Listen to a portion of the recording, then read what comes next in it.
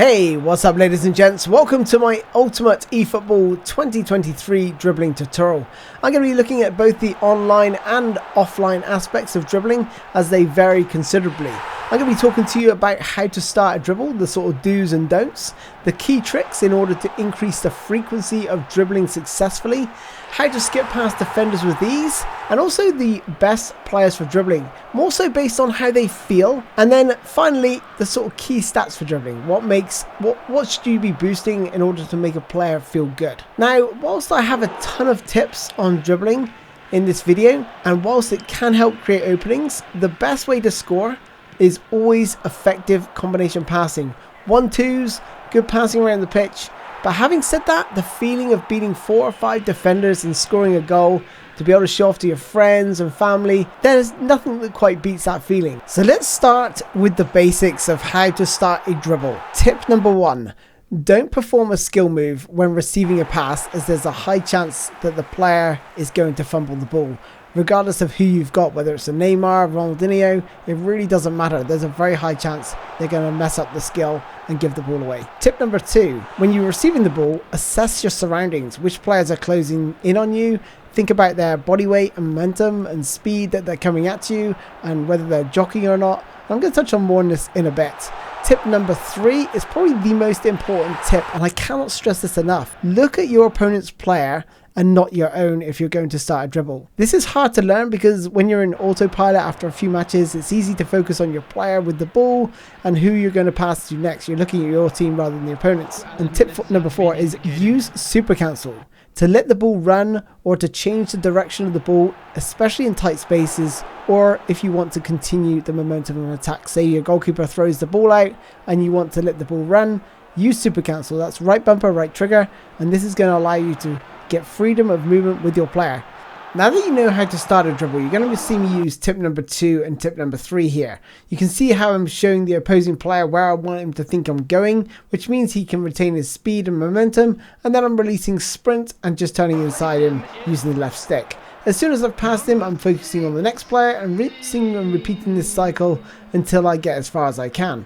That's all well and good for dealing with players approaching from the front, but what happens about players chasing from behind? Well, here we use the shield function, which should ideally be your left trigger, which allows you to apply different strengths of shielding. It's important to keep your opponents directly behind you, and this allows you to fend them off with ease. You can check my shielding tutorial for how to maximize the effectiveness of shielding. Now, dribbling, shielding and all this twisting and turning is great, and you're probably aware that this is going to impact your player's stamina, but did you know there's long-term and short-term stamina? Well, long-term stamina is the stamina bar you see in the game plan. The short-term stamina is where your player can perform actions for a few seconds, but gradually over time they begin to fade up to about 10 seconds, at which point they become really weak and will likely end up losing the ball. So it's important that you sort of acknowledge this and know that it's likely that you're never going to score a sort of Ankara Messi type goal from inside your own half unless your opponent's given up or simply isn't very good. Against the AI, left stick dribbling, sprinting and the inclusion of the right bumper, which can help your player turn sharper, is the most effective way of dribbling, as they do have a tendency to predict certain skills outside of 25 yards, whereas skills I find are much more effective in and around the penalty box against the AI. This also applies online as one of the most effective ways of dribbling. I'm focusing on my opponent's nearby players again. Another really important tip is to travel diagonally across the pitch. There's 2 reasons for this. If a player comes out of defense, it's going to make the defense disjointed for you to perhaps play in another player, or you could possibly cut inside towards goal. The second reason is that if they stay back and keep retreating, you've pushed this team right back and can possibly score or get a long range shot on goal. What I would say about this is the other alternative is if you are running diagonally, this is going to give you more time to think about what you're going to do, because if you're running directly at a player, it gives you less chance and less time to react, whereas if you're traveling diagonally or across the pitch, then it gives you more time because they have to come out at a certain angle and you can use perhaps a piece of skill or a little bit of dribbling, which is going to help you evade that player. You are going to end up winning a lot of free kicks on the edge of the box, especially when you perform skill moves and dribble And I'd always recommend, when you do get a free kick, pulling the left stick back towards the corners unless you're far away. This allows extra bend, but it also prevents the wall from blocking the free kick. The free kick will be slightly slower, but unless your opponent moves the goalkeeper, it's going to be a goal almost every single time. I would say aim for around 50 to 60% power. If you're a bit further out, then the left stick just to the left or just to the right will suffice. And again, aim for around 55 to 60% power.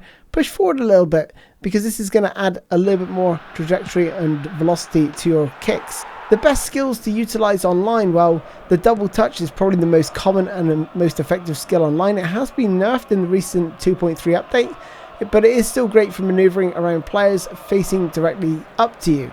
Marseille Turn is great for turning to face players towards the goal or for another player to pass to, but this has lost its effectiveness a little bit because it was a great skill to use when receiving the ball. When you do perform this skill when a player is receiving the ball, you are likely to fumble the ball, and for that reason it has lost its effectiveness a little bit. But what I would say is, if you've got a player running alongside you, then the Marseille Turn is a beautiful skill to use to cut inside them, and it still does cause them to stumble if they are holding the matchup button. Scissor Feint helps disconnect the opposition magnetism when they're sort of closing you down, and also allows for sharp turns. So this one's a very, very useful skill in my opinion. The Overtake is useful for sort of confusing your opponent as to where the ball will be for a brief spell, and it's great for running down the wings, making them think that you're going to cut back. The draw and open is great for cutting inside players approaching from diagonally behind you, and I recommend using and learning how to do this skill. It's very easy to do. So those are the sort of key skills that I'd recommend focusing on. There are others. Every skill has its purpose. There's sombreros, which I would not rule out as well. So yeah, make sure you use all of the skills, otherwise you're just going to be limiting yourself to just the basics. One really neat trick I love to use against the CPU is to turn my back to the opposition. Once he does that and I see him closing in, he gets quite tight, I take one touch to the side, and as soon as I take a touch of the ball, I double tap the sprint and point the left stick towards their goal. This is going to help turn your player around very quickly and leave that player trailing behind you. You can then, as I spoke about earlier, focus on the next player coming at you. And then I use a double touch here to evade him, then a tap and flick of the left stick and sprint together allows me to skip past the final defender, which allows Neymar to score. Whilst, as I stated, dribbling diagonally across the pitch is a useful strategy, don't be afraid to go full vertical. So many players just dribble horizontally until they get to the penalty box, maybe near the corner flag, at which they may dribble vertically, but dribbling vertically wherever you can is very effective because it allows you to draw in more than one player and free up space for some of your other players. Fake shots in and around the penalty box is another great way to maneuver around defenders as well. Whilst it's great knowing how to perform all the skills and the key tricks to a successful dribble, it's no good if you don't add an end product to it. Whether that's a shot on goal, a through ball, or a scoop through ball, dribbles is going to help you draw your opponent's players out of shape, and it's a great way to break down deep line defensive teams. Now, I'm probably stating the obvious here, but when dribbling you want to use players with high dribbling, tight possession, ball control, balance, and also have the acceleration above the speed stat. That's just going to help the player feel really nice. So dribbling is all about how fast your player will sprint with the ball at his feet, which is combined with speed and acceleration. Tight possession is all about how quickly your player can turn while not sprinting. Ball control is about how well your player receives the ball and how effective skills are and how they can be performed. Balance is how likely you are to retain the ball under possession and how you can shoot and pass the ball with accuracy when under pressure. And finally, speed is basically top speed, and acceleration is how quickly it's going to take your player to reach that full speed. So if you have 99 speed and 99 acceleration, he's going to be like Flash without the ball. But if he has 70 for dribbling, as soon as he gets the ball, he's going to turn into a bit of a sloth. Obviously online you have to deal with lag. Dribbling and lag are not a good mix. You're best off to keep passing the ball, as timing skills in lag will be down to pure luck, and chances are it's not going to end well for you. However, if lag isn't an issue and you've got a nice smooth connection, then use skills all over the pitch. It doesn't matter whether it's in your half, because when you beat a player, or if you can get past one player, things will begin to open up and it's going to make other players available. Even if you lose the ball when you perform that trick or skill, your opponent will know you can be tricky and he's going to be less reluctant to just charge at you with his players if you can quickly bypass one of them. So as you can see from these online clips, using skills and dribbling diagonally is going to open things up, and these are exactly the same tips that you're going to use against the CPU as well as online players. I've spent a hell of a lot of time on this game and used a ton of players, and as I love dribbling, here's a list of players in eFootball that I have extensively used and can confirm they're absolutely top tier for dribbling. Mahrez, Neymar, Messi, Diaby, Chiesa, Maradona, Bernardo Silva, Pedri, Vinicius Jr, Ansu Fati, Foden and Mbappe, and you're going to see how I've leveled these players up very quickly on screen, so you can pause it and sort of train those players up as I have done. Some of these players haven't even been leveled up, like Diaby and Fati, but they still feel incredible to use. So I'm sort of toying with the idea of how do I actually level these guys up? Do I just leave the dribbling, acceleration, speed all the same and just boost their passing and shooting stats? I think it's really interesting that for most of these players, the speed and acceleration disparity is very similar in terms of acceleration being over speed, with acceleration being in the 80s and speed being in the 70s.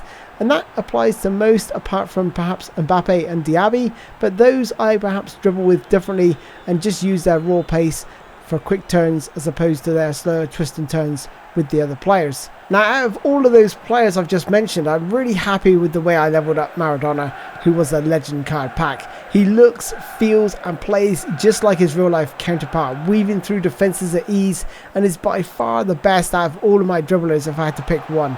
He is insanely good, so if you do get the chance to pick up an epic or legend Maradona, you have to do it.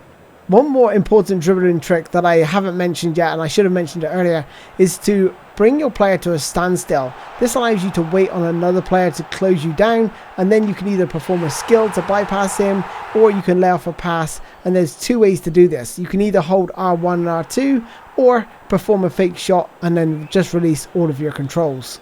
All of the skills are on my channel in tutorials. Just check out the tutorial playlist. If you are getting stuck, just hit me up in the comment section and I will send you the video to that particular skill. Anyway, that's all from me, ladies and gents. Thank you so much for watching. I look forward to seeing you guys next time. Hopefully you guys enjoyed this. If you did, don't forget to smash that like button, and if you haven't already done so, subscribe to the channel for more eFootball, FIFA and Football Life content. Until next time, guys, thanks for watching. Take care. Bye bye.